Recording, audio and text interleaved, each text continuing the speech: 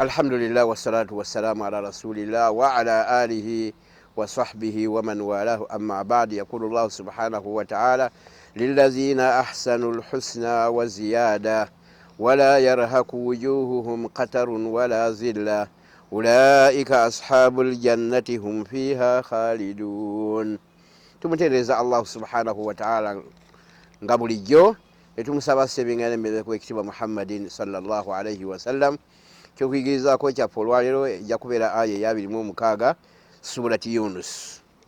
Allah subhanahu wa ta'ala ng'agamba lillazina ahsanu alhusna wa ziyada, mazima abo abakola emirimu emirungi ne bagirongoosa tugenda naffe kubasasulamu birungi byereere ate tubongereko.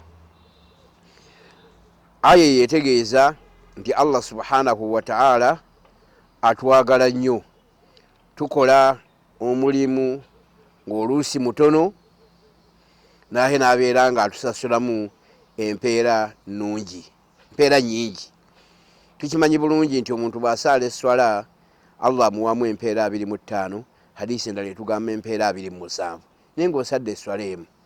Ekyo Allah subhanahu wa ta'ala kiraga nti atwagala nnyo era ayagala miizaani yaffe ebeere ng'ezitowa tutuuke yawmal qiyama nga tuli mu bantu abagenda okwesiima.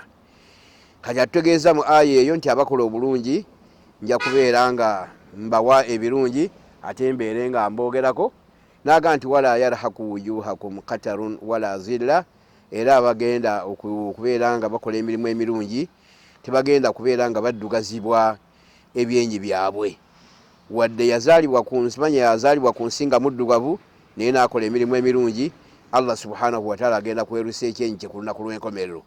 Ate abo abakola ebikola ebikyamu kabeere nga yazaalibwa nga mweru, Allah agenda kuddugaza ebyenyi byabwe ku lunaku lw'enkomerero. Naye agambye abakola obulungi era bagenda okuyingiza ejjana, la yarhaku wujuhakum qatarun wala zilla, tebagenda kubeera nga babikkibwa ne kkala yonna eya bbulaaka, wala zilla, tebagenda kubeera nga banyoomebwa era bakakkanyizibwa, wabala bagenda kubeera nga batwalibwa nga bakitiibwa mu maaso ga Allah subhanahu wa ta'ala. Abo nno bagenda okuyingira ennyumba ey'emirembe ate bagibeeremu lubeerera. Abavunuzi ba haya eyo batutegeeza nti Nabbi sallallahu alayhi wa sallam lumu yagisoma n'agamba mu hadisi enyumizibwa Imaamu Ahmad, kyolunaku lw'enkomerero binaaba nga lutuuse, Allah subhanahu wa ta'ala agenda kuyita abantu abali mu jjana, amala abayita ababuuze nti abaffe mbeereko ne kyembongera. Bamuddemu bagambe nti ate twagala kutwongera ki? Ebyenyi byaffe omaze okubyerusa, omaze okutuyingiza ejjana, omaze okubeera ng'otwewaza omuliro, miizaani zaffe omaze okuzizitoya, ate tukyayagala ki? Olunaamala okwogera ekigambo ekyo, Allah subhanahu wa ta'ala agenda kujjawo alhijabu, ejjigi erisiikiriza wakati waffe naye ne tulemesa okubeera nga tukola ki? Tumulaba. Agenda kulijjawo, abantu bonna bonna bali mu jjana babeere nga bakola ki? Batunula ku Allah subhanahu wa ta'ala nga bamulaba maaso ku maaso, nga bamulaba mu bwennyini bwe, so nga tiwaliwo jigi. Luvannyuma abasahaba alibeera mu jjana bagenda kusanyuka, bagenda kusanyuka era bagambe nti bulijjo buli kyetuwa totuwangayo kintu kyenkananga kino bulungi bwakyo, ate bukyotuwa totuwangayo kintu kitusanyusizza nga kino ekikoze eki kyotuwadde. Kale basseruganda,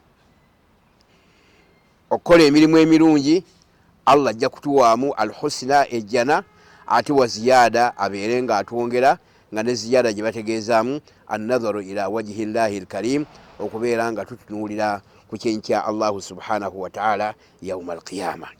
Njagala okumaliriza ebigambo byange nga njagala okwanukula ekibuuzo kye wali buuzizza, tibugamba nti abakkiriza bagenda kutunula ku Mukama Katonda.